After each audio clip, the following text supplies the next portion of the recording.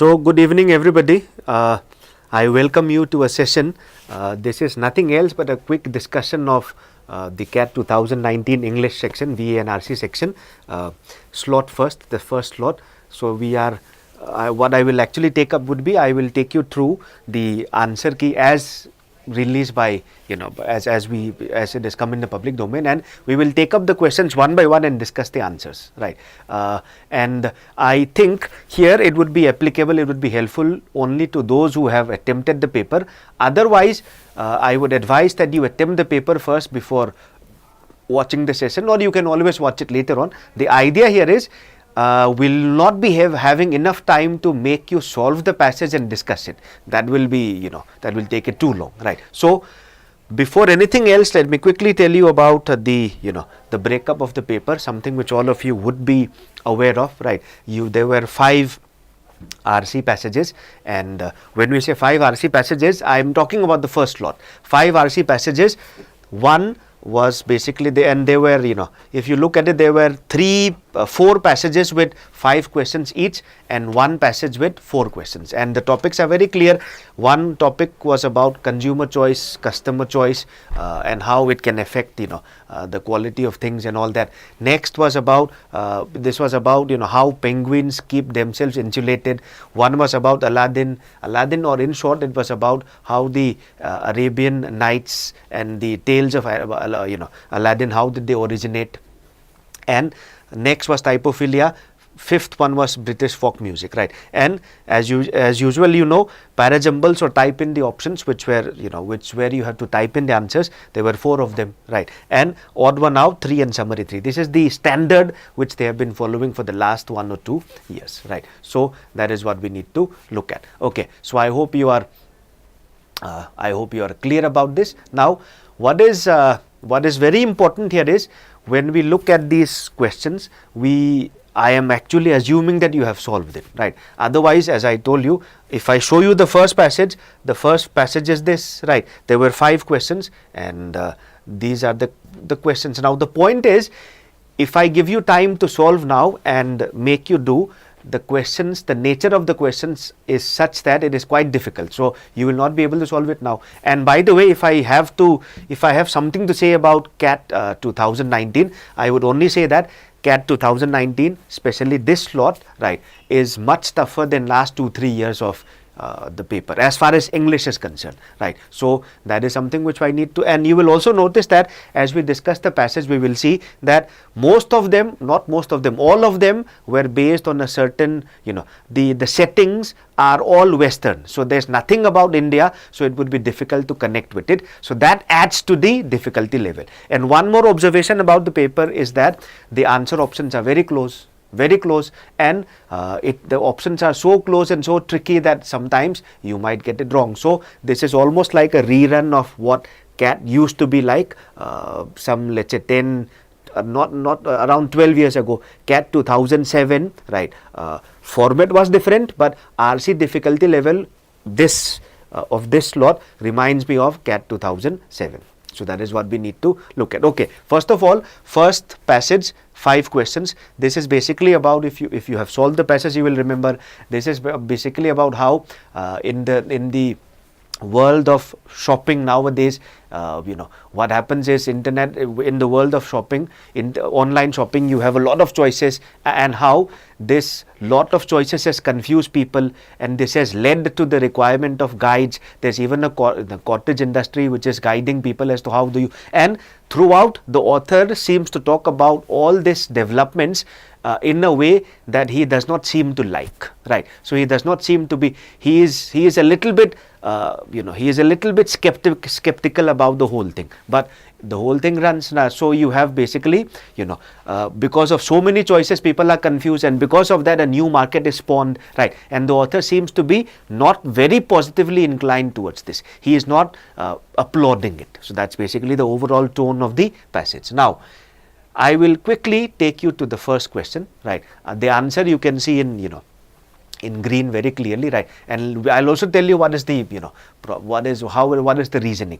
First question, which of the following hypothetical statements would add the least depth to the author's prediction of the fate of startups offering few product options? Now, this is a question which is related specifically to a particular part of the passage. Startups, related to startups, the author spoke about this in the last part of the paragraph.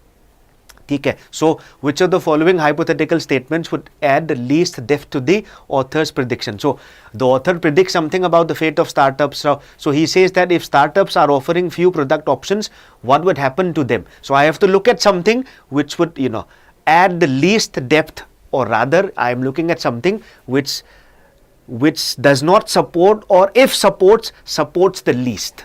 Okay. So, first let's see what is the author's prediction about startups, right? What does the author say? So now the idea, if you look at the paragraphs, you will understand very easily. For startups that promise access, so if startups promise simplicity, right, what is going to happen is, even if they promise accessible simplicity, the structure, it is unavoidable for them to to make it complex, because if you look at it, they are funded by venture capitalists, and the investors, they expect such a return, and that return cannot be achieved by simply selling one or two products. So it's almost like a vicious cycle, right? So even if you start up and if you offer very few, let's say, products, right, they would be definitely funded by venture capitalists who would be looking for steep hikes, steep returns, right? And that return cannot be achieved by such a small variety of products. So eventually,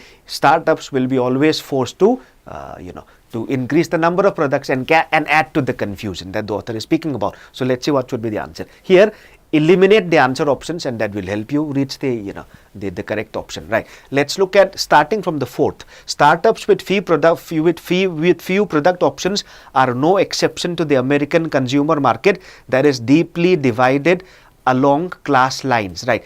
Does it add to the prediction that the author says? What the author predicts is that startups, right, they will not have the option of launching few products. They will definitely have to have, even if they start off with few products, they will have to increase their stable because of the push, because of the demand from the market, eventually demand of the market, which is also related to the demand by the people who are investors, right? So A has nothing to do with that prediction. If I look at B, with Casper and Glossier venturing into new product ranges, their regular customers start losing trust. Now, by the way, this is a very specific point, and in the paragraph we are supposed to look at a general prediction of startups, right? Yes, Casper and Glossier are brands of products, they might be startups, but the point in 3 is relevant only to 3, so eliminate that also. Look at 2, with the motive of promoting certain rival companies, the government decides to, now with the motive of promoting certain rival companies, the government decides to double the tax rates for these startups. So even if the government, decides to double the tax rates, does it say anything to the prediction that the author made? No, the author's prediction was that, I repeat, in fact I repeated it 2-3 times already, right? So the author's prediction was that startups will not have the option of limiting themselves to just a few products. Eventually they will be pressed, they will be under pressure to increase the number of products. Now, if I look at option 1 says an exponential surge in the sales enable starts to meet without expanding their product catalog. So this is basically something which is, in fact, if you look at it, this is weakening, this is going against what the author was predicting. What the author was predicting was that the investors will definitely expect a lot of returns quickly, and that cannot be achieved by a few products, right? Now that was the author's prediction. This, what is actually saying here is the return will be such that they will not be required to increase their product catalog. So this goes against what the author is predicting. So this is basically the answer. So if you notice, the question is completely based on, it's more or less like a critical reasoning question. Okay. So that makes it all the more difficult, right? So this was the first question. Next question is what you can see here on the board. Okay, so which of the all of the following, if true, would weaken the author's conclusion? All of the following, if true, would weaken the author's claims except. Now, this is a question which still I I have my reservations about the answer which have been released. I'll tell you why. Right. So what is the author's claims? The author's claims are quite a lot. In fact, if I give you a gist of the claims, you can confirm if while reading the passage. He is saying that the market is now such that there's a lot of products, and the range of products would be quite high, and it would lead to a confusion. And even those brands which would like to start off with few products, they will have no option but to increase their the catalog. So the author may not be exactly supportive of this, but he is saying it is a trend that cannot be looked away with. This is what the market demands. Okay. Now, which of the following weakens this? Let's see. Now, if I look at option 1, the empowerment felt by purchasing it will directly. So it's saying the greater the number, the more is the empowerment. This is completely against it. So we are looking at something which weak. We are looking at something which does not weaken. But option 1 weakens because it tells you that the more the number of products, the more empowered. It is the opposite of what the passage says. Eliminate 1. Okay. Now, 2 for a second, I will skip it for a second. I will tell you the ones which can be directly eliminated. Look at 3. The annual, okay, forget 3 also, 1 second. Look at 4. Product options increase the market competition, bringing down the prices. So option 4 tells me that the more product options, if you have more product options, it will have a very positive impact. But the author was more about the more the product options, the more confusion it creates. But it is almost like a compulsion from the market. You have no other option, right? Now, so this is basically what option. So I can eliminate 1 and 4. Now look at 2 and 3. Okay. Now look at 3. The annual sales of companies that hired lifestyle influencers on Instagram for marketing their products were 40% less than. So what is actually saying is those who hired lifestyle influencers, right, they will sell, their products will sell less than those that did not. But if you notice in the paragraph, what the author said was something like those who lifestyle influencers have become a trend now. Right. So they basically decide the consumption trends in the market. If this is the case, then the annual sales of companies that hired lifestyle influencers, right? That is, so the third option says lifestyle influencers will reduce the sales. But that is again what the author was saying was, whether you like it or not, lifestyle influencers play a huge role in the sales, right, in the popularity of the brand. So 3 can also be eliminated. Now, by elimination, I have come to the only option left, that is 2, right? But if I prove 2 to be correct, it will be very confusing, right? So this is something which you can eliminate and find the answer. Definitely eliminate. After elimination, I found the answer, agreed with this. But if I look at verifying the answer, does it not weaken? Well, I would say option 2 is something which is almost, it's like a question mark. It hardly seems to have any impact. How? Let's see. The annual sales growth of companies with fewer products were higher than that of companies with curated. Now, you are comparing products of companies with fewer product options than the ones with, so the comparison itself is very vague. But still, I have eliminated the 3 options. The remaining 3 can make us reach the answer. Hope it is clear to everybody. Okay, right. So this was slightly troublesome, but yes, elimination can help you get the answer. By the way, as I told you, the answer may not be 100% correct, but whenever we are pressed for options like this, go for the option which is the most, which is eliminate all the wrong ones. Whatever is left should be the answer, right? Next question, let's see. Which of the following best sums up the overall purpose of the example of Casper and Glossier?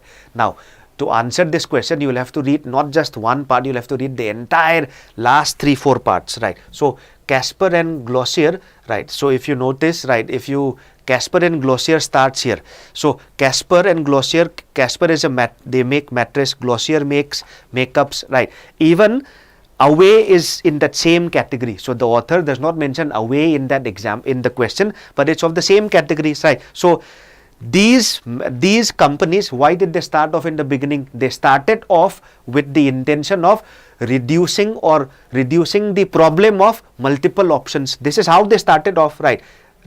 But towards the end, if you notice, he gives you an example of how even these companies will be eventually, they will be under a lot of strain to increase their catalog of products. For example, Glossier, Casper has expanded into bedroom. Glossier has, after years of marketing, has said no, that requires recently launched. So that way, eventually, even those companies which tried to break the trend of having a wide range of products, after coming under the because of the market requirements, they eventually have to change themselves, right? So this is the overall picture. Now, if I look at the question, right, now they are facilitating a uniform. One can definitely be, you can straight away eliminate one. They are facilitating a uniform distribution. It has got nothing to do with uniform distribution of commodities, right? Now, they are increasing the purchasing power of poor Americans, not at all related. So 1 and 4 eliminated. Between 2 and 3, if you are not careful, you will mark 2. But 2 is incomplete. If you look at it, they are exceptions to a dominant trend in consumer markets. Yes, they are exceptions, right? But do they remain exceptions? No, they started off as exceptions. Later on, they definitely started falling. They definitely started, getting into the groove of what is happening. So in the beginning, they started off as different things, but later on, they became exactly the opposite of what they opposed. So if I look at that, a more complete answer is 3. They might transform into what they were exceptions to. Okay, so they might transform into what they were exceptions to. They were exceptions to a problem, exceptions to a certain trend in the market, but later on they will have to start following the trend. So best answer here is 3. Right. Now let's look at the next question. Which of the following can be inferred about consumer behavior except? So the key here is you have to look at something which can be inferred except. So what cannot be inferred should be the answer. So if you miss the except, you will get it wrong. Right. So let's see. Too many options have made it difficult for consumers to trust products. This is something which the author speaks about in the beginning of the paragraph. If there are too many products, it confuses the author. It confuses the consumers. Definitely one is something which can be inferred. If I look at 2, having too many product options can be overwhelming, right? So overwhelming and confusing are more or less the same. That's exactly why there is a cottage industry of companies which try to guide people. So 2 is also cannot be the answer. What about 3? Consumers are susceptible to marketing images that they see on social media. That's exactly why you have lifestyle influencers who basically are able to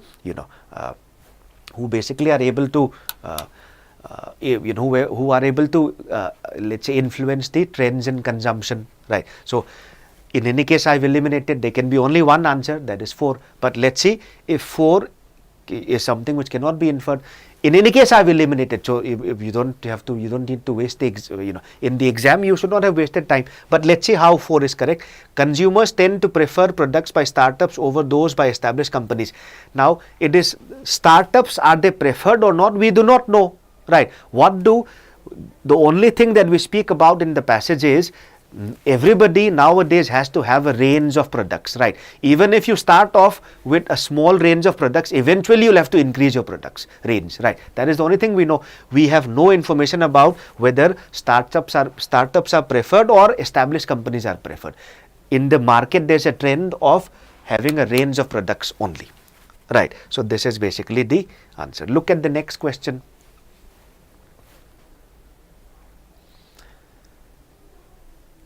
Right. So next question is 5.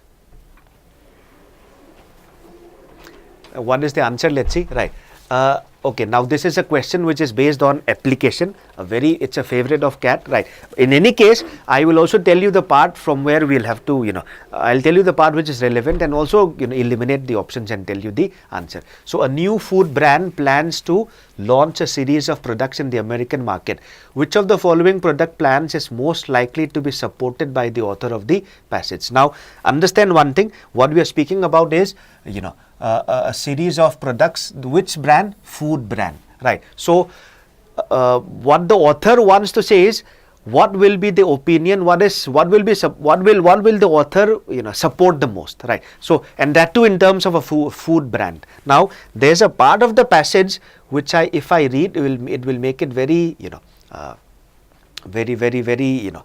it will make it easier for me to answer the question, right? Now okay, now look at this paragraph, right? You know the context roughly, right? Now he says look at this last two lines, especially last two sentences. The presence of so much of stuff, right? So there are a lot of stuffs. Creators tend to focus on their energy on those who already have plenty. So people who are making more products, right, they focus only on the people who are the haves, right? Now, but this information may not be relevant to the food industry. What is happening to what is relevant to the food industry is given here, right? What is relevant to the food industry is here. Options have expanded for people with disposable income. The opportunity to buy even basic things such as fresh food. This is what is the example that is drawing on. So the opportunity for buying basic things like fresh food has contracted, meaning for people who would like to buy food, especially the lower income group, right? There are very few choices. That means the market is still a virgin market in the sense that nobody or very few people cater to the food and basic requirements of the lower classes. Upper classes already catered, right? So what is most likely to be a very profitable venture in such a scenario, right? Now I would just say, first of all, the market for the people who have it is already saturated or more or less saturated. The virgin market is where the market which is fresh is basically where you have you have people that would cater to the lower classes, people with low income. One thing, right? And another thing is it should be something going by the overall passage, right?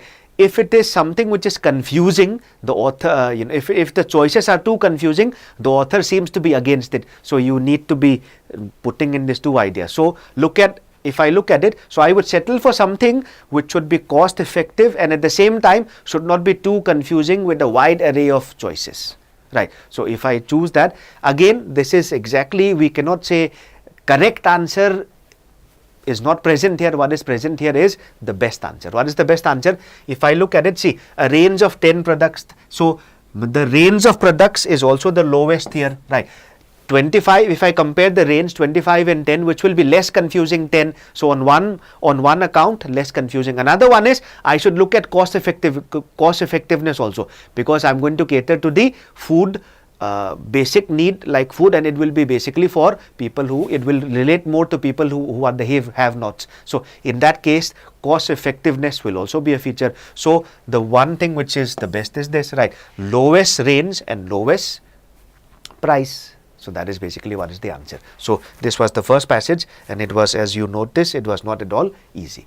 Next passage, I hope all of you would have understood, all of you would have attempted it. This is about, if I briefly tell you, this is about how penguins are slightly, unique in the way that they lose a little bit of their body heat, right? They emanate it, but now the plumage, the outer plumage is colder than the atmosphere, than the air. So they do not seem to rather than losing a lot of heat to the atmosphere, they seem to conserve it, or they seem to minimize it, almost making it zero, right? So that is basically what is the passage. It's a unique property of penguins, right? Let's look at the answers. Okay, which of the following would negate the findings of the study reported in the passage except? So I'm looking for something which will not negate. Okay. If I look at option 1, now this is something which can be done by elimination. Okay. By the way, this unique thing about penguins is because of their plumage. The outer plumage is such that the outer feathers will remain colder than the outside atmosphere. So that means they will not lose heat from the outer plumage, but at the same time they will be cozily insulated also. Okay. So the uniqueness is basically because of their plumage, of this quality. Inside they are warm, right? But the outer plumage is colder than the outside atmosphere. So this is the unique thing. So the uniqueness is only because of the plumage, not because of the feet or the exposed areas. So straight away this can help me very clearly point out that the answer is 4, because this 4 tells me about the average temperature of the feet, but the feet is not covered in plumage, and whatever is reported in the passage is because of the plumage. The finding is because of the plumage. Difference is made by the plumage. So this can also help me very quickly find the answer, and the answer is 4. Okay. So I have eliminated the answer. All the answers you will see, all the others will have something to do with that impact, right? Impact is what the phenomenon is that penguins have a unique warming system. They do not lose their body heat to the atmosphere because their outer plumage is colder than the air. Inside they might be warm, right, but the outer feathers are colder than the outside atmosphere. Okay. So that's basically, so all the options apart from 4 will be relevant to that. Looking at 7, this is a very slightly tricky question. Okay. When it's the slightly warmer air and at a slightly colder temperature. So in the last sentence of paragraph 3, slightly warmer air and slightly colder temperature, what does it refer to? So let's read the passage again. I'll show you that passage to make it clearer. Paragraph 3. So paragraph 3 is 1, 2, 3, right? So what is happening? Let's just confirm quickly and see. As the cold Antarctic, so what is happening as the cold Antarctic cycles around their bodies, slightly warmer air. So this slightly warmer air cannot be,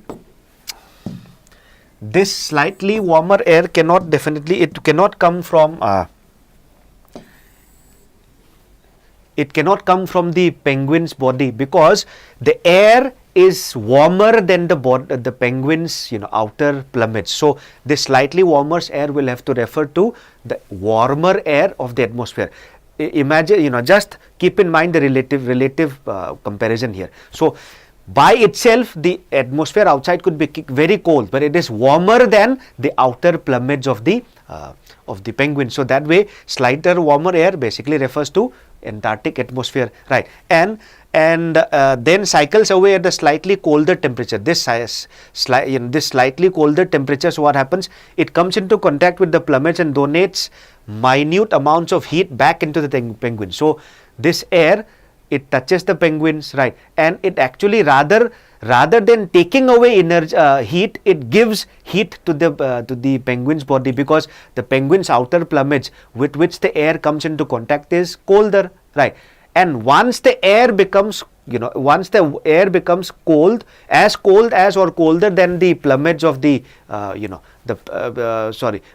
plumage of the penguin, it will again circulate outside. So that is what we need to look at. So let's eliminate the options and see, right? So okay, eliminate and see. First option says the air inside the penguin's body. So slightly warmer air is not the air inside the penguin's bodies. The air trapped in the plumage which is warmer. Okay, so now if you notice, the warmer air is the air of the atmosphere, right? So the air trapped in the plumage which is warmer, it is not warmer. What is warmer is the Antarctic air. Okay, so eliminate 2. The cold Antarctic air, so this is still okay, right, which becomes warmer because of the heat radiated from the penguin and fall in temperature of the surrounding air, and and the fall in temperature of the fall in the temperature of the surrounding air after thermal convection. Is it thermal convection?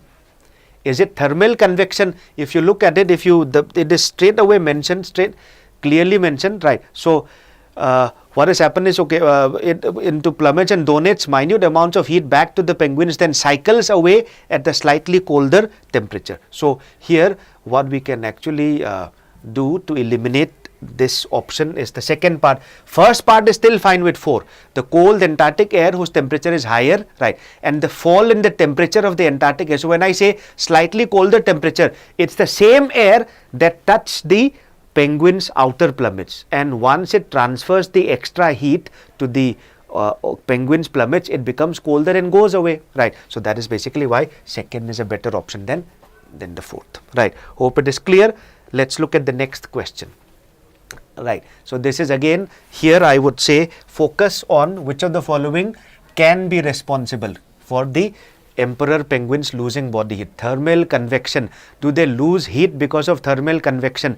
They can lose heat to some extent because of thermal radiation. Radiation is, convection actually, for the, because of convection, they do not lose their heat, right? So this is exactly what the passage was about. The plumage does not make them lose, the plumage helps them conserve their heat, right?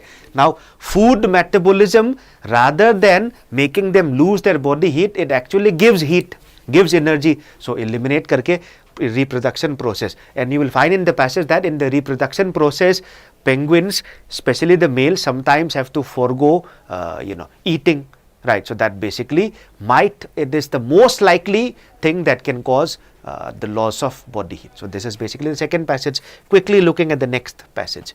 Next question, sorry. Which of the following best explains the purpose of the word paradoxically as used by the author? How is it used paradoxically? For that we will have to read the passage, right? So what is the paradox here? Right. So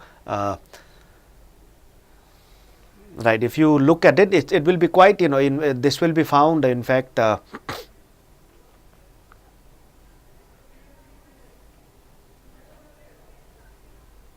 one second. So, well, in fact, cannot seem to see it right now. In fact, I'll just quickly show you the answer options and see, right? So, see, the word paradoxically was used in context with reference to, in fact, the word paradox is basically referred to how the penguins keep themselves warm, right? And by the way they keep themselves warm is like it contains, it seems to contain two elements which seem to disagree with each other. What is that? Right. A part of their body, that the outside plumage is colder than the atmosphere outside, and by doing this, they are keeping themselves warm. So does it not mean this? Is it not what a paradox is? Something which has two elements which seem to be contradicted to each other. So penguins keep themselves warm by keeping their outer plumage colder than the outside atmosphere. This is the paradox, right? So if you notice that, the best answer is 1. Keeping a part of the body colder. Which part of the body? The plumage, the outer plumage. Okay. So it helps penguin keeps their bodies warmer, because by doing that they do not convey, they do not transfer heat to the atmosphere, which touches the plumage, right? So that is basically why the best answer is 1 here, right? Let's look at the next passage. This next passage, this is basically about the origin of the Arabian Nights. All of you would have seen it in the passage in the exam itself. Let's look at the answer straight away, right? First question is this: which of the following will serve as an evidence for the character of Aladdin being based on Hanna Diab except? So there's this conjecture in the passage that the character of Aladdin could be based on Hanna Diab himself, and if you read, there would be evidences throughout. If I tell you, right, so the rags to riches story might have been, this is basically what the author says, but then the idea that Diab might have based on his own life, right, his experiences, this gives it more credibility. And by the way, if you notice, he wrote a travelogue. He writes a travelogue where he says, he describes his own hard knocks. So he also describes his own his own difficulties. Now, if I look at this, right, now something which does not serve as an evidence, right, let's eliminate the option and see. Since it says except, I am looking for something which does not serve as an evidence, right? Look at option 4, Diab's cosmopolitanism and cross-cultural experience.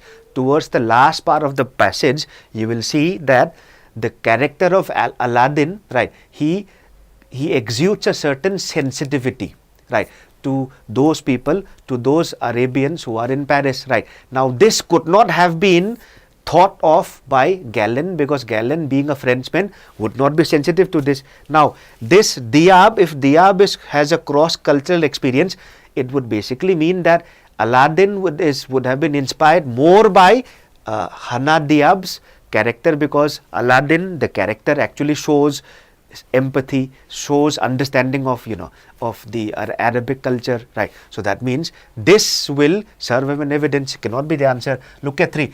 Humble origins and class struggles as recounted in his travelogue. This is what we just read right now. His heart knocks, right?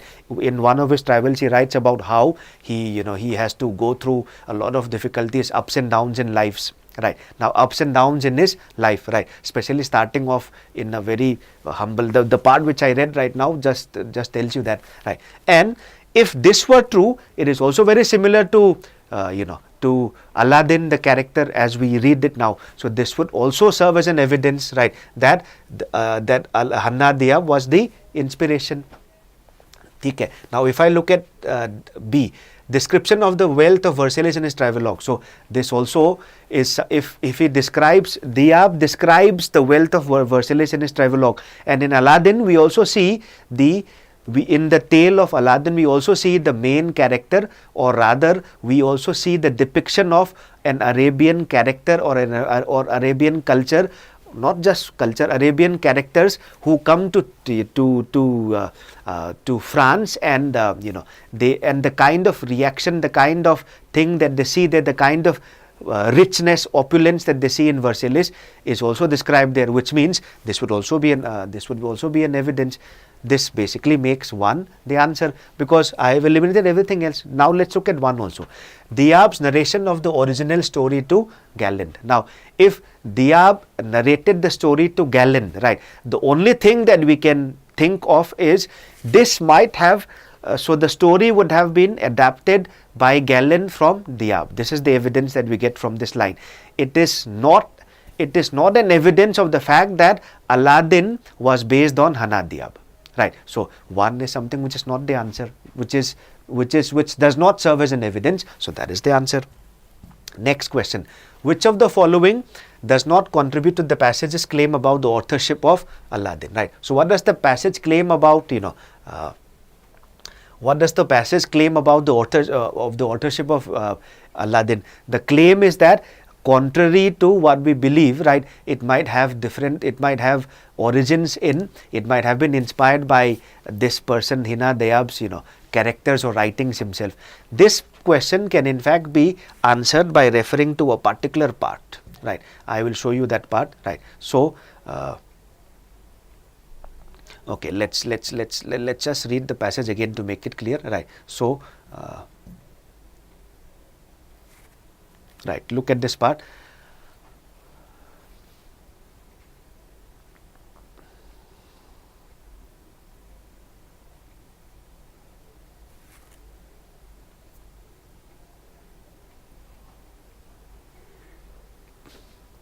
There would be a part where he says, the story, this story is something which is not based on, which is connected to, which is based on French. Okay, here, 1 second, and genre descriptions were similar to the, therefore Aladdin might be the young Arab from traveling. Okay, 1 second.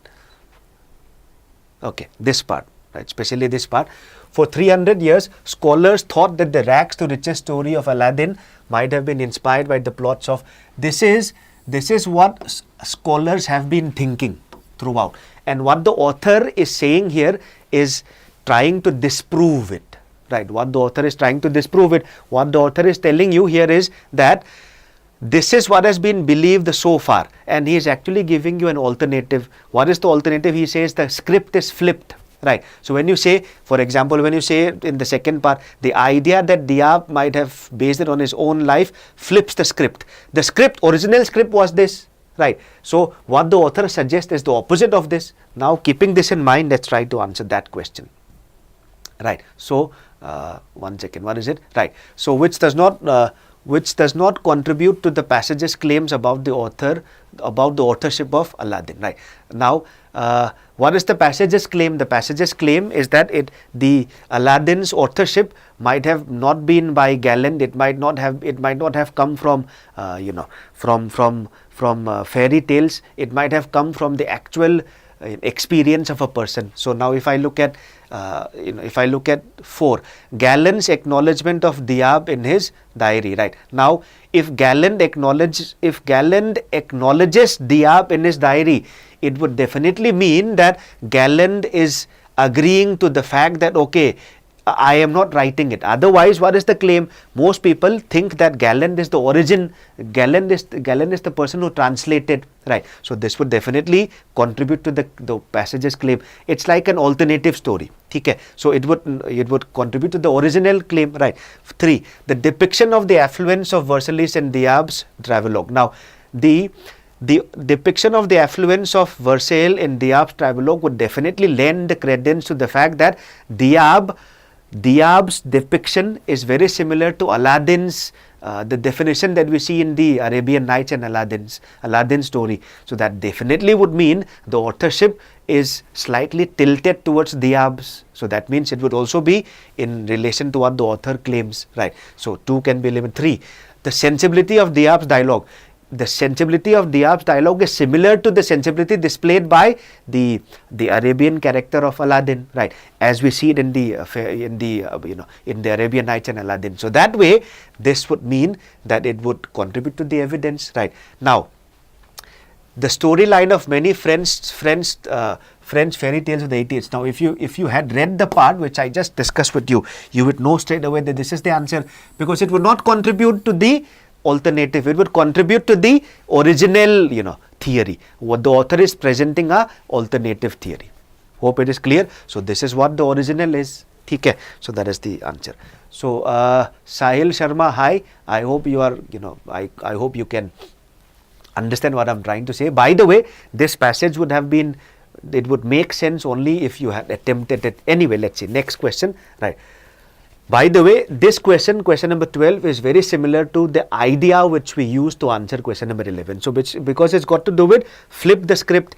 The script was earlier that Galland translated it, right? And in fact, probably it's also possible that some original, what is that? Some French fairy tales were also the origin. The author changes the script. So what does it? What is the? It's okay. What would you look at? Something which would invalidate the inversion, right? Invalidate means prove it wrong, which would prove the flipping the script wrong, which means it would prove the original theory correct, right? So the original theory correct. What would prove the original theory correct? The description of opulence in Hina Diab's and Antoine Galland's narratives bore no resemblance to each other.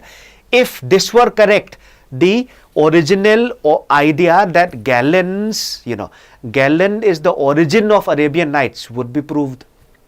Okay, which means it would prove the original theory correct. Now, we are going to invalidate the flipping the script. That means we are going to prove wrong the alternative, right? To prove wrong the alternative, you can do it by proving right the original. So that is what 3 is doing. Okay, so this is basically the answer. Right. You can do it by elimination also, but I have actually, struck the nail on the head by finding the answer. Okay, let's move on. Next question. The author of the passage is most likely to agree with which of the following explanations. So we are looking at the author's opinion now. The author is presenting an alternative theory, right, as to what is the origin of of Arabian Nights and Aladdin stories, right? So, okay, start from the 4th. Galland derived the story of Aladdin from Diab's travelogue, in which he recounts his fascination with the wealth of Versailles, right? So, Galland derived the story from Aladdin from Diab's travelogue. So, did Galland derive it, or the story was in fact based on Diab's, character itself? So we do not know. So 1 is something which the author may or may not, is most likely to not agree with, right? 3, the story of Aladdin has its origin undiscovered and incomplete manuscript of medieval Arabic. So this is something which the author says, right, it has never been discovered. So this would go against what the author wants to, which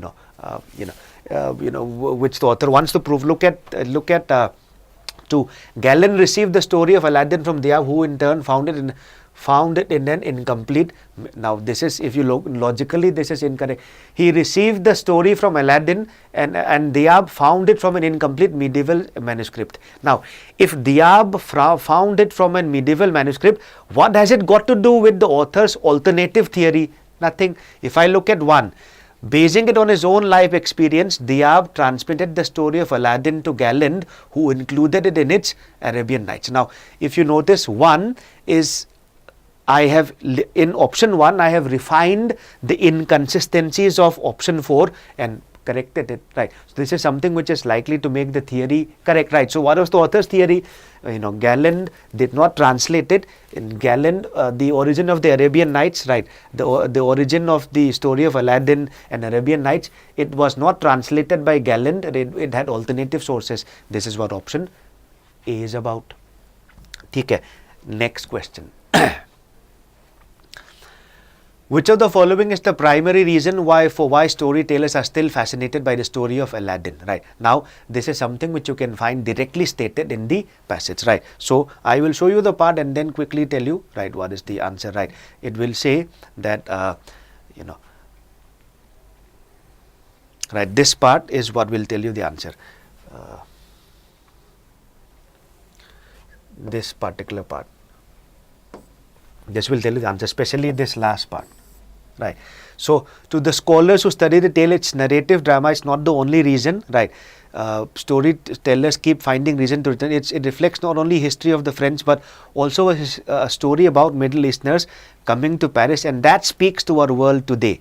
This part is what will, what will clinch the answer in its, which will clinch the option, right. Let's see what is that answer, right. So, something that that you keep on resonating. The key here is it resonates even today, meaning people are still attracted to it, right. And the traveler's experience that inspired the tale of Aladdin resonates even today. So if you look at that part which I just underlined, for example, when you say, so it is not just a history, it's also a story about Middle East people coming to Paris, and this is what appeals to people even today, right. So this is exactly what, if you look at it, the part which I read is paraphrased in, let's say, in shorter terms here. So this is basically the answer, right. Moving on. Next question, the next passage, this is basically about, all of you would have attempted it without, as I told you already, if I ask you to read the passage and attempt now, it would be impossible because it's not that easy, right. So if you can get access to the paper, those of you who have attempted it would relate to it definitely, right. So let's see, this is about topophilia, about how people connect to, the landscape, topography. This topography is nothing else but landscape. So what do you find around you, the physical surroundings, and how does it affect you? Okay, right, let's see. Question straight away. Which of the following statements, if true, could be seen as not contradicting the arguments in the passage? So there are many arguments, right. So let's see, not contradicting the arguments, right. So now, okay, let's see which of the following does not contradict the arguments in the passage. Let's eliminate and see. Now this is again a question where if you try to find the correct answer, you will be thoroughly confused. Eliminate and see. Start with first. New urbanism succeeded in those designs where architects collaborated with their clients, right. So what does the author say about new urbanism? New urbanism, if I show you the passage, right, in fact, what the author says about new urbanism is that, right, most notably new urbanism seeks to, although motivated by good design, such attempts are bound to disappoint. So the author's opinion about new urbanism is that it is likely to fail, right. And this is telling you a place, it's a condition where new urbanism is likely to succeed. This is nothing else but contradictory to the author. So one cannot be the answer. Hope you got the point, right. Now if I look at 2, generally speaking, in a given culture, the ties of the people to the environment very little in significance or intensity. This is exactly the opposite of what the author says in one part. Now topophilia is an experience most notably, one second here, if you look at this part, first part is factors influencing one's depth of response, right, include cultural background, and and he says, wide-ranging emotive ties with the natural environment may vary greatly from person to person. Matlab, it is very variable according to person and according to in intensity, subtlety, and mode of expression. They can be many factors arranging it. So that way, the ties of the people varies little. It varies a lot, not little. So that way, this can also be eliminated. So I have eliminated 1 and 2. Right. Now look at 3. Patriotism, usually seen as a positive feeling, is presented by the author as a darker form of topophilia. Now you will find that this is nothing else but an observation made by the framer of this question about the passage. Now, if I look at it very carefully, the question says something which does not contradict the argument. This is not about an argument. This statement is something like an observation made by a third person. Now, this third person observation it neither contradicts, it neither supports. So, this is something which we cannot say it does not contradict also very clearly, because it is not in that perspective only. But I can arrive at the answer by eliminating. Let's look at 4. The most important, even fundamental response to our environment is a tactile and olfactory response. Right. Now, if you look at the part which is relevant here, I'll quickly tell you. Right. So, aesthetic. So, he says, if you notice, is in one way the aesthetic appreciation in one way is one way in which people respond to the environment. So, the first part, the first bond is basically something which you instantly see. The second is that of the acquired. This is the acquired taste. The third, and which may be namely a third response. Right? Now, if you notice, which one is the out of these 3, which one is the deepest? The deepest one is basically that this is the one when you get used to. Second part, when you say when a place is home, when you are at home, when the kind of connection that you have with the topography, that is the strongest bond. Right? Now, this is, if you look at this option, the fundamental response to environment is a tactile and olfactory response. The tactile and olfactory response is not the strongest. The strongest and the most fundamental is the relation that you have with the atmosphere that you call home, that long-term thing. So, from that paragraph which I just showed you, there were 3 things, right? The second one which was the strongest. This is the third thing.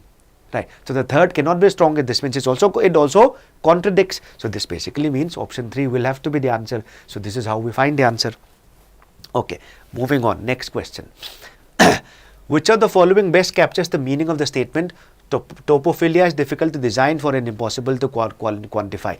Now, this is something which can be answered very easily without even referring to the passage. Right. Now, why do I say it can be answered very easily? Because throughout the passage, we just read the part which says that the impact of topography, which we call topophilia, on people, I mean your connection, your bonding with what is around you, it changes, it varies according to person, intensity, everything varies. Right. Now, in that light, look at this line. What does it mean? Eliminate. The deep anomie of modern urbanization led to new. Now, anomie basically means lack of a certain well-established norm. The feeling of a lack of a certain established norm. This is not even relevant to this line. Topophilia is difficult to design for and impossible to quantify. That means every person responds to it differently. So, it will be difficult to use it. Use this topophilia and use it to advantage in our architecture. So, this is basically why 4 is not even relevant. What about 3? Architects have to objectively quantify spaces and hence cannot be topophilic. This is not related to the line which we are speaking about here. Eliminate that. Philosopher architects are uniquely suited to develop. No, they are not suited to. In fact, what the author says is architecture cannot take advantage of this phenomenon called topophilia because of the reason that is given in the line itself. It is something, it is subjective and cannot be rendered in design. So, the best answer is this. Okay, moving on. Next question. Which of the following comes closest to the author's understanding of topophilia? So, topophilia, what is the close? Let's eliminate and see. Scientists have found that most creatures, including humans, are either born with or cultivate a strong sense of topography. Topography is different from topophilia. Topography, having a sense of topography means knowing what is the terrain of the land, where is the hill, where is the mountain, but not about the connection. So, 4 is not exactly that. Okay. Look at 3. The French are not, this is basically about connection with language, not with the topography. So, this can also be eliminated. What about 2? I can also eliminate 2. How? Nomadic societies are known to have least affinity because they tend to be, topophobic. Now, what is topophobia? Topophobia is basically nothing else but the opposite. See, topophilia is when you connect, emotionally with the topography of that place. Topophobia is when you start connecting landscapes, topography with some fear, with some dread. Right. Now, if topography is about fear, not having affinity means you are not connected. Not connected to a land is not topophobia. Topophobia is hatred, right? If I say that I am not connected with this marker, does it mean I hate this marker? No. So this is again logically incorrect. If they tend to be topophobic, they should hate the lands, not having the least affinity. So this can also be eliminated. That way the best answer is 1. Okay. So this is basically, you can eliminate. I found the answer by elimination only, right? Okay. So what is the word topophobia used as in the passage? This is easy, right? You can actually see, right? Now is it the best answer here? This is quite easy. I think topophilia is for to represent the feeling of dread. Okay, one second. Topophobia, not philia. So topophobia is basically a feeling of dread towards particular spaces and places, right? So that basically, this is the answer very clearly. Phobia is fear, and it is described very clearly in a line also. Okay, right? Now next question. Residents of upscale residential developments. Why is that example given? They give that example to point that they do so to maintain the distance between themselves and the people who belong to the lower strata of society. That is exactly why the best answer is 2. Social exclusivism practiced by such residents in order to enforce a sense of superiority. So this is basically that they want to keep that hierarchy. They want to maintain that distance. That means the answer is the best answer is that, right? Next passage, let's see. Okay, now this is the most difficult passage. This is basically about folk music in British settings, right? So let's see what are the answers. The author says that folk may often appear a cozy fossilized form, right? So again related to cozy fossilized. Fossilized means old. Cozy matlab very something which is not subject to, it is like very well defined easily, right? Now why is it like this? Eliminate करके चलो. First option, folk is a sonic shabby chic with an antique veneer. Shabby chic basically means chic is something that is fashionable. Shabby means not proper, not neat and clean. So shabby chic is basically nothing else but design which is supposed to be not very neat, but it is trending, right? So this has got nothing to do with fossilized, so eliminate that. It has been arrogated for various political and cultural purposes. Arrogation means some people have, assumed the authority to define it, right? So claiming the rights by assuming something, this also is not relevant. The notion of folk has led to several debates. If it has led to several debates and disagreements, it cannot be cozy and fossilized. So this can also be eliminated. Now, if you notice, the best, so eliminate karke answer I have reached, right, of its nostalgic association with a priest. So this is something which you can easily correct, easily find in the specific part also. But more than that, eliminate karke bhi answer mil sakta hai, right? You can find the answer by elimination also. Next question. Which of the following statements about folk revivalism of the 1940s and 60s cannot be inferred from the passage? Now, this is something which I should show you. I'll have to show you the part, otherwise you will not be able to connect with it, right? So why is the answer that I will quickly tell you, right? So right, this wave of 1940s and 60s, the entire description starts here, right? One second, the entire description would start somewhere here, right? It starts, this is the part that is relevant, right? Now if you look at this part, right, there is tension in the late 1960s. Purists were suspicious of folk songs recast in rock idioms. So folk songs, when they were actually given that rock wala, when they were given that form of rock, purists were unhappy. Why was it unhappy? Now this line tells it all. Electrification, however, comes in many forms, right?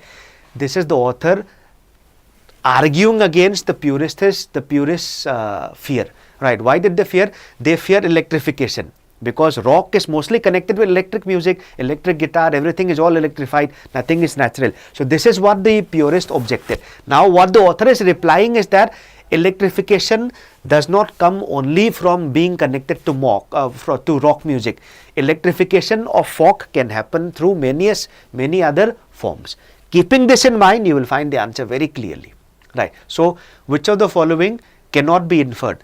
Now, one says electrification would not have happened without the influence of rock music. This means there is no other source for electrification of rock music. Now, the line which I read simply tells me electrification comes in many forms, not just rock. So, this is directly, this is something which is the opposite of what is given in the passage. So, this is something which cannot be inferred. So, this is the answer. Now, if I have found the answer, I do not need to look at the remaining ones, right? So, this is basically how we, find the answer. I hope it is clear, right? Next question. The author of the passage is least likely to agree with which of the following views at the conference on folk forms, right? So, what is the author likely to, is least likely to agree? Let's see, eliminate karke dekhte hain. Let's try it by the, the process of elimination. If I look at one, the power of folk resides in its contradictory ability to influence and be influenced by the present while remaining rooted. This is basically what the author speaks about throughout. It is something which is not very easily defined, right? It can be complex, it can have many contributions, it may still, it can keep on changing connected to it, right? So he is likely to agree with this.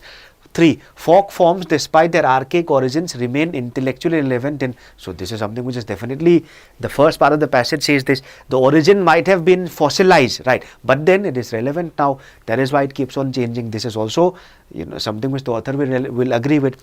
If I look at 3, folk forms in their ability to exhibit an unusual poise and homogeneity. The problem is with the word homogeneity. This is what will, if I just latch on to one word, this will help me clear the answer, right? So, it exhibits homogeneity with each change. That basically means it is very well defined. It is something which can, homogeneous basically means what?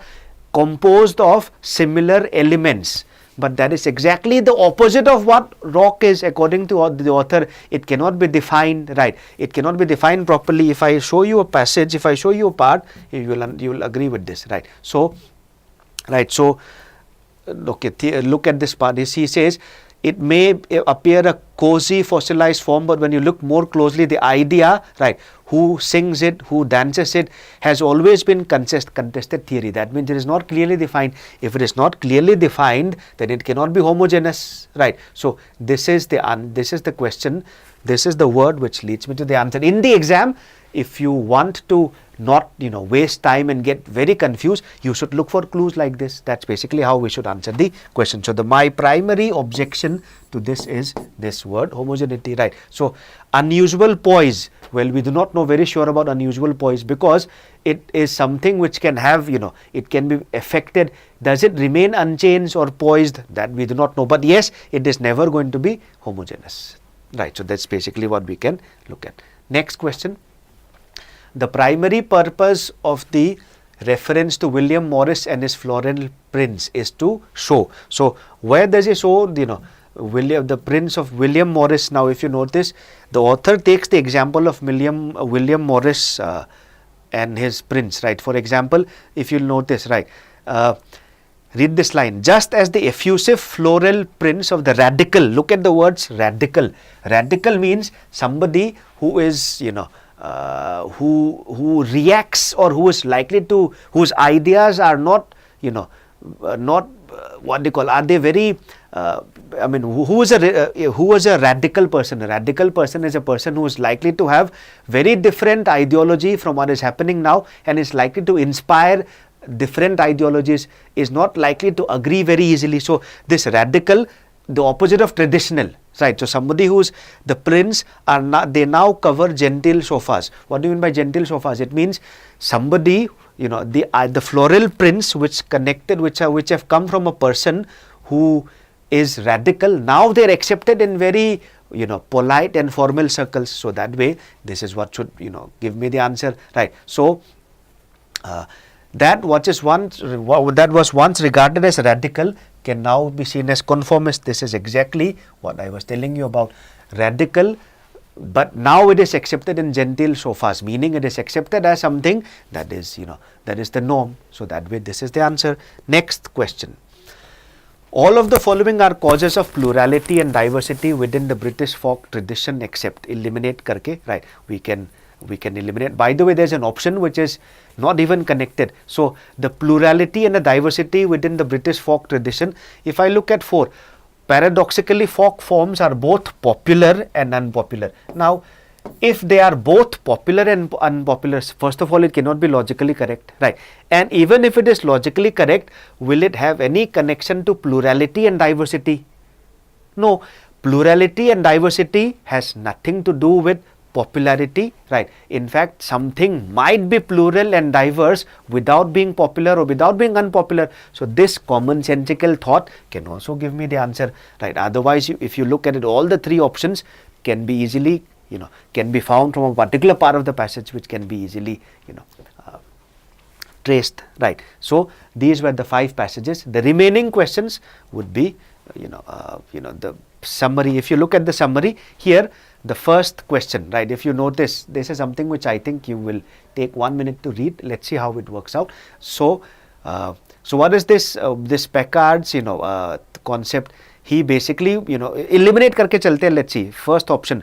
Packard argued that advertising as a hidden persuade understands the hidden and works at the okay, does it work at the subliminal level? Right. Now if you notice, Packard never mentioned the word subliminal. However, he devoted very little space to sub-threshold effects, right? Instead, his views largely align with the notion that individuals do not have access to. So this subliminal is something which Packard did not, seem to have be very keen on, right? So what was his idea? Critics have often wrongly assumed that Packard was writing about subliminal advertising, but Packard was not, right? He was speaking about how individuals do not have access to their conscious thoughts and they can be persuaded by supraliminal messages, not subliminal. Okay, this is basically what is the feature. If you notice this fact, the answer will be very easily found. Look at the next question. Packard held that advertising as a hidden persuasion builds on people's conscious thoughts by understanding the hidden motivation and works at the, again, does it work at the subliminal level or the supraliminal level? So because of this, I can eliminate that, right? I can eliminate this because of other reasons, but to eliminate something, I need to just find one something that is wrong. That is enough. Okay. So look at 3. Packard argued that advertising as a hidden persuasion works at the supralim. So now this is perfectly okay. Okay. Wherein people targeted are aware. So the problem here is, are the people targeted aware of being persuaded? No, the people, right? The people, they do not have access to the conscious thoughts and they can be persuaded by these messages without their knowledge. So this can also be eliminated because the people, they cannot be targeted without, with their knowledge. So eliminate that and the answer is 4. So this is something which you can easily confirm also. Next. Okay. Okay, this is something which this is something which you will have to these are the 3, these 3 questions are what you call theta, right? So in fact, type in the options where you basically find, one second, where you have to look at identifying the odd one out. This will take some time to read, no problem, just read it for some time, then you can find out, because without having read it you will not be able to answer, right? So see, what are the things which are connected? Right. So you'll have to find out. You'll have to find out a passage. You'll have to look at the, a line which is not connected to, which is not connected to the rest of the, the rest of the answers, or rather the rest of the statements.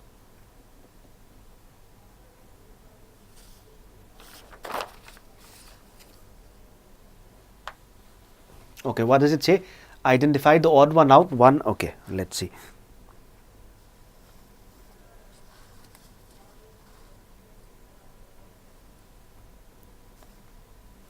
So what should be the answer? So what is the odd one out? If you look at it, okay, 4 sentences would be connected. What are the 4 sentences which are connected? If I look at it,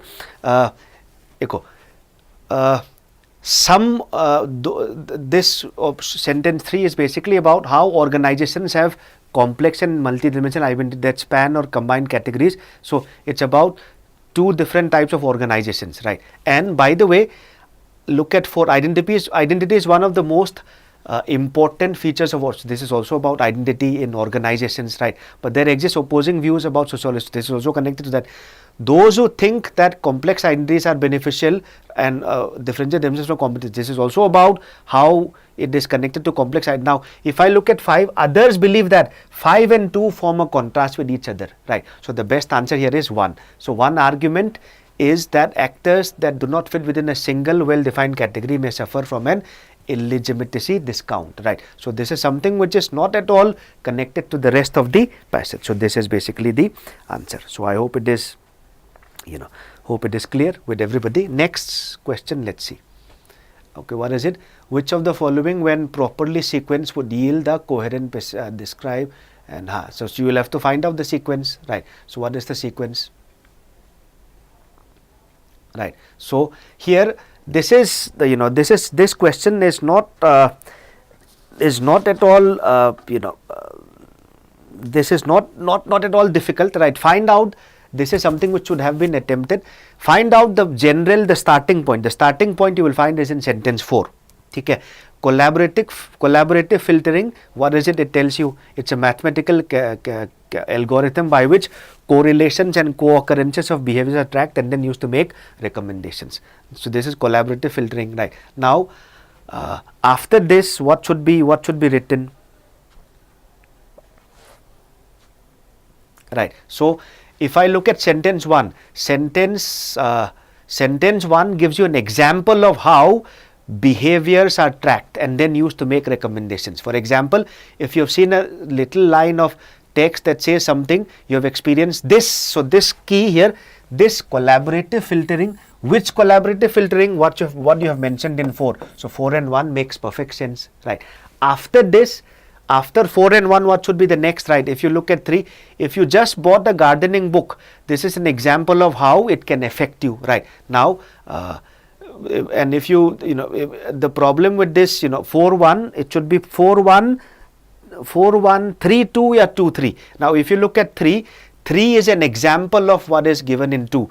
What is the problem? The problem is that it does not take into account a host of other nuances which might interfere with their accuracy, and 3 gives you an example of how it can be inaccurate. So the best answer here is 4-1, 2-3. Moving on, right? So something that is the odd sentence out, right? So this is also not very difficult. I think you can take a look at it for some time and probably get the answer very easily, right? So right, so what is the, let's read the sentences and see, right? So the historian, okay, now there are suffixes tron, matic and stat. These are embodied symbols, right? So like the heraldic shields of ancient knights, these morphemes. So what are these morphemes? These, what is a morpheme? A morpheme is one unit, one word, right? So that is what we can, think of. So what should be the answer, right? So if I look at it, everything would be connected. Stat, right? Matic and tron in 1 is also connected to these morphemes, right? Now even 5 is connected to gain the suffix was to acquire a proud. Which suffix? These suffixes, right? So what is the relevance of this? Now if I look at 2, it was a totem. Totem basically means a symbol. It was a totem of high modernism, the intellectual and cultural mode that decreed no process of phenomenon was too complex. This is something which you will find to be very different from what everything else is about, right? So this is something which is very different from what everything is all about. So the answer is 2, right? So that is what we can quickly look at. Next question, right? Next question, this is about, again, summary. Dekho, what is this is basically this paragraph is about a distinguishing feature of language. One feature of distinguishing feature of language is that he calls it displaced reference. We are able to imagine something which is not present. We can have thoughts of something which is not present. That makes it possible for us to speak of those things. So thought precedes meaningful referential communication. A prerequisite for the emergence of human-like symbols is the mental categories that can relate even in the absence of immediate stimuli. So, the thought of something absent is what precedes the words for something absent in language. That's what's if you look at that, the best answer will be clearly, 1, right? The ability to think about, so thoughts which are not present, it will come before the development of human communication, for which you need to have words for things which are not present, right? So the best answer should be 1, right? So good evening, Srinivas. I think you are quite late. In any case, you can watch the video again, not an issue. I was simply discussing the questions, right? Okay, next. This is also nothing else but a summary. Let's see, right? So again, if you read it carefully, right? Physics, it's basically what is physics is a pure science. It understands, it seeks to understand the behavior of matter, right? And whether it will be practical or not does not takes into account, while engineering tries to apply it. And in the later part of the paragraph, he even says, okay,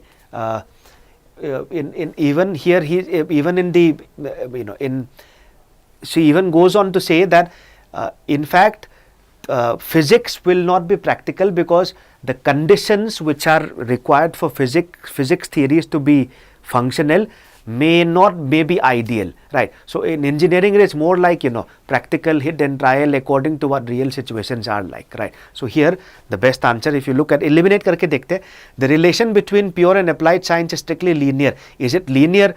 With the pure science directing applied science and never this is something which the author does not say. It's about the difference rather, right? So eliminate 1. The unique task of the independent design, it does not say anything about the difference between engineer and physics, right? Engineering and physics. So eliminate that. Engineering and physics fundamentally differ on matters like building a bridge or a nuclear reactor. This focuses only on the example, does not point out what is the intrinsic difference, right? So look at the next one. Though engineering draws heavily from pure science, it contributes to knowledge by incorporating so what is important is the real world, right? So engineering is inspired from physics, but it contains more about the real world and its constraints. So this way the best answer is 4. Prasanna was asking some time ago, why 1, why not 3? Do you mean the previous question? In previous question, why not 3? Okay.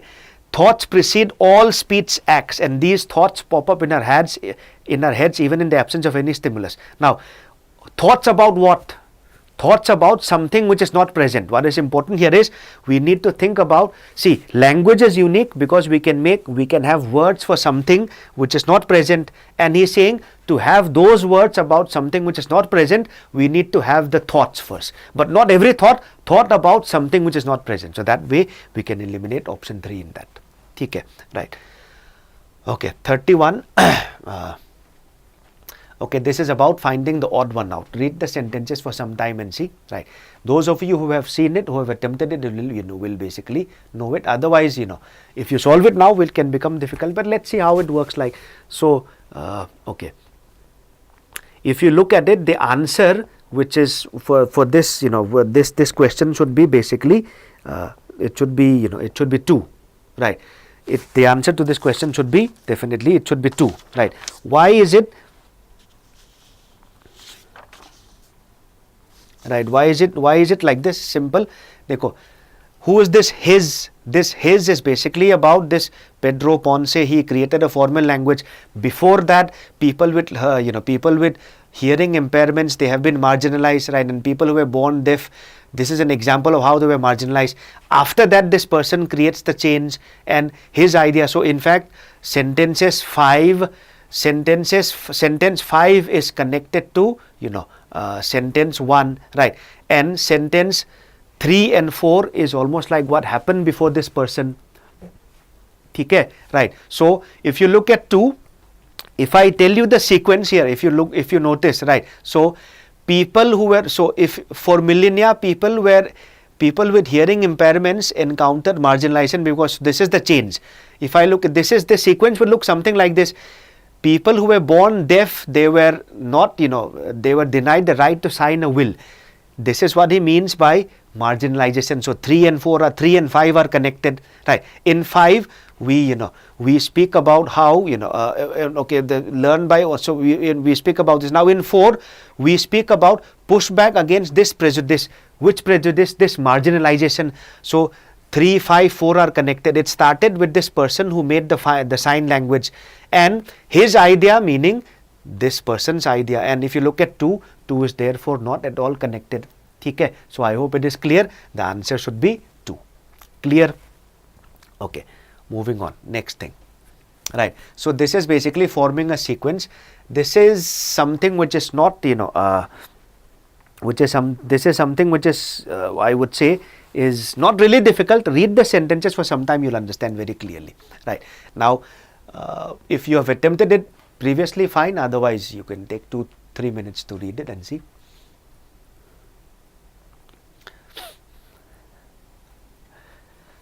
Okay, it would start with the definition of the phrase. The phrase carpe diem, which is often translated seize the day, has gone on to inspire. So the best, the first or the opening line is 3.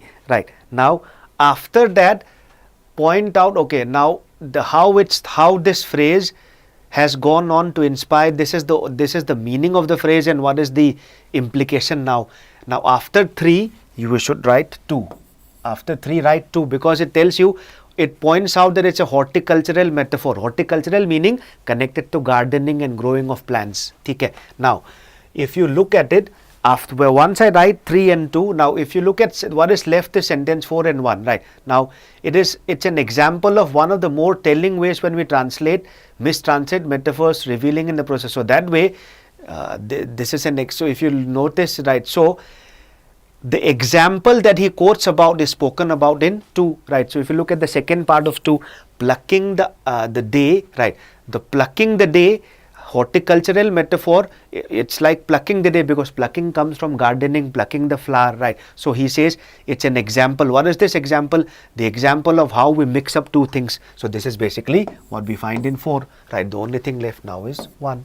So the best answer should be 3, 2, 4, 1, right? So hope you are clear about this. Let's look at the next question. Okay. So this is one of the easiest questions. So this is something which we can, which we can look at, right? So what should be the answer? Let's see. Okay, read and see.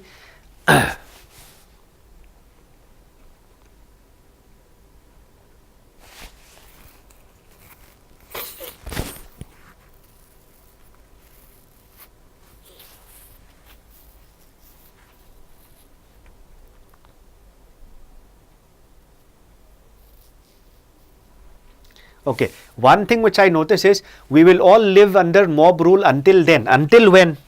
Right. So this until then, the first thing I find is that this 1 should be preceded by 4. Okay. A new norm will arise where it's considered acceptable to reply with the same point that dozens of others. So there will be a norm where it will be unacceptable to reply when others have already made it. So until then, we will have to live under mob rule. And by the way, 4 and 1 I have connected, and 4 and 1 does not seem to introduce the point, right? So let's look at let's look at the next thing that we can look at, right? So now. Okay, 4 and 1 we have written, right? So which sentence seems to be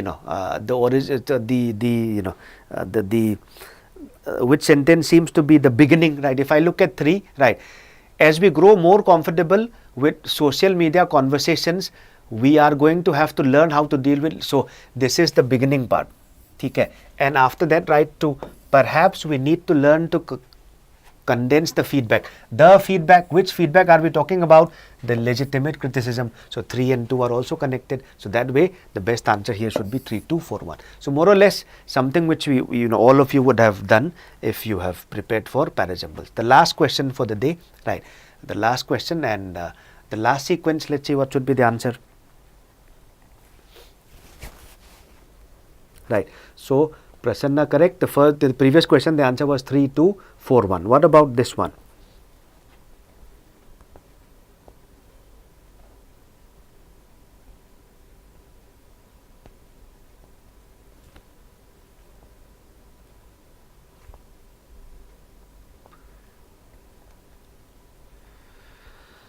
Okay, this can be done more or less by by again breaking, by looking at it. So if I look at it, print reading like mind reading, so I would introduce a new thing, print reading, and compare it to something else only when the first thing has been explained. So the first clue which I get is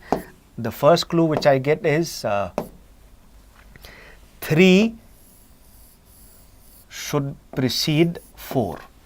Okay, so 3 should precede 4. Now what is left is 1 and 2. Now if I look at 1 and 2, right, if you look at it, 1 and 2, mind reading looks increasingly like literacy, a skill. So this is more general than what happens with mind reading. Now mind reading, okay, one goes more specific. It is basically now what you are actually doing in one is you are actually commenting on people with dyslexia and how they have difficulty with print reading and people with autism.